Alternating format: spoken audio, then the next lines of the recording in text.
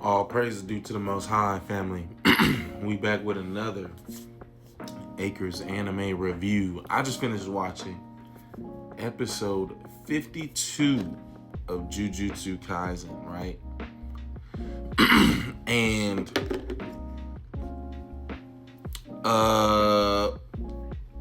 we moving along, family. If you remember, a couple episodes ago, people was complaining. We was detailing the plan. So all these things are happening at the same time, right?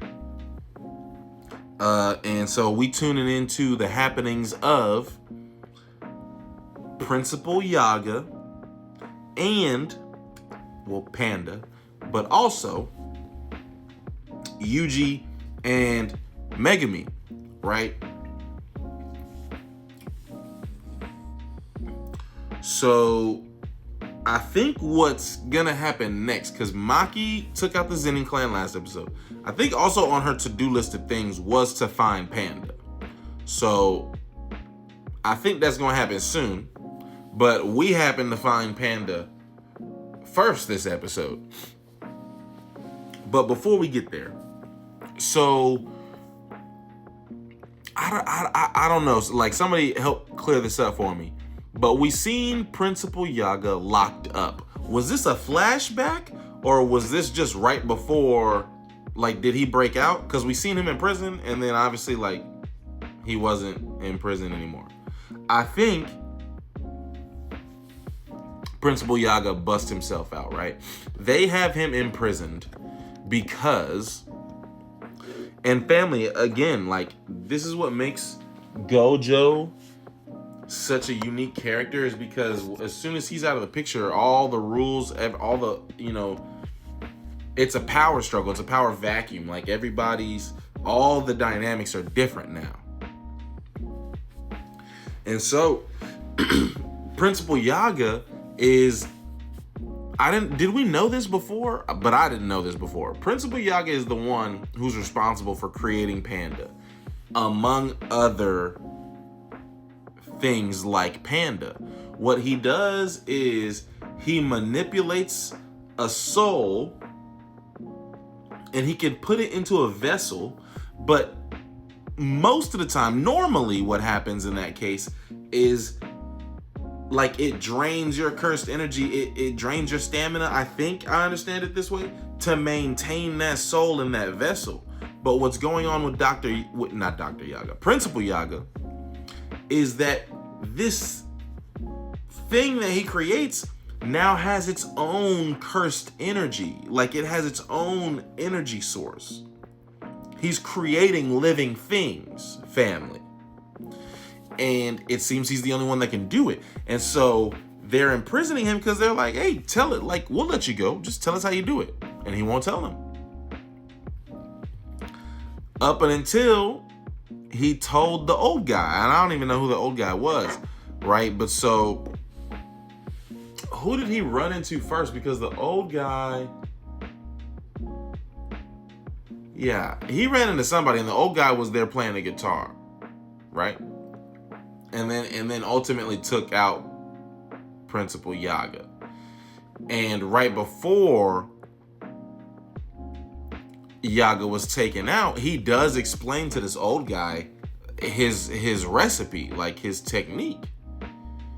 And so he tells him, he's like, man, now it's a curse. I guess now that he's the only one alive who knows how to do it, like, now he's doomed to the same destiny that Yaga had, right?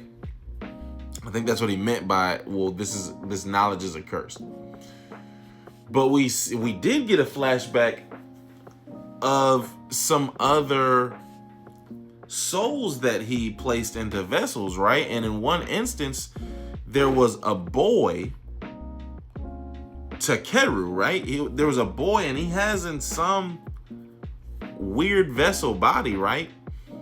And there's a family who wants to see Takeru. Now, and he makes this happen, but he explains to them, this is not your son. This is something with the same information that your son had. And so with that information, this thing is still able to recognize its mother. And it behaved in a way that the mother recognized her son in this thing. Right? So, is it technically his son, her son? No, but a thing is what it does, family. Like the essence of something or someone is what it does. So if it behaves, and that's the saying, right? If it walks like a duck, sounds like a duck, it's a duck. If this thing behaves like her son and remembers and sounds all the things like her son, is it technically her son? No, it's like some doll thing. But she recognizes her son in this thing. Anyhow. But he explains to the family, hey, you can't take him with you though, because I can't have anybody know that I'm capable of doing this. And so they reluctantly understand, right? Now, Panda catches Principal Yaga right before he goes. Now, and then what happens between that and where we run into Panda? Like, I don't know exactly, family. If y'all know, fill me in. Unless it's spoiling something. But Panda gets from there into where Yuji and Megami go, right? So we're going to find Hikari. And we find out that he's running a fight club. Okay, so we have to... Now... Hikari's a troublemaker. He has a very different view of like jujutsu sorcery that is against the grain with like the standard view of jujutsu high school, right? So we have to, we're not even aligned with jujutsu high school. We being Megami and Yuji, right? But we're wearing the uniform, and so we'll be perceived as aligned with jujutsu high school. So we got to change our appearance, and we have to act like we're not connected with them at all, because any hint that we're with them or have connections with them, he will perceive to be a threat to him. Hikari will. So we infiltrate the fight club. We get Yuji to be a fight, right? And Yuji has his orientation right before his fight, and the guy is explaining, hey man, it's all about the customers. Put on a good show, and that's how you succeed here. And Yuji asks, well, can I meet the boss? Like, I'm kind of curious about the boss. Like, can I meet him? And the guy tells him, well, if you perform well enough, you'll meet him in time. Yuji says, bet. And so, lo and behold, family, the fight he's paired up with is Panda. Now, Panda at this point had already built a reputation. Even Hikari is fooled. He's saying, man, it's not fun gambling on these fights because I already know the outcome. He's convinced Panda's gonna win. But Yuji and Panda, they put on a good show. They're fake fighting. They already know what's up. Like, they on site, they know what's up. And so they're actually sharing information while they're putting on a fight. Right? Then, so this fight does get Yuji access to Hikari.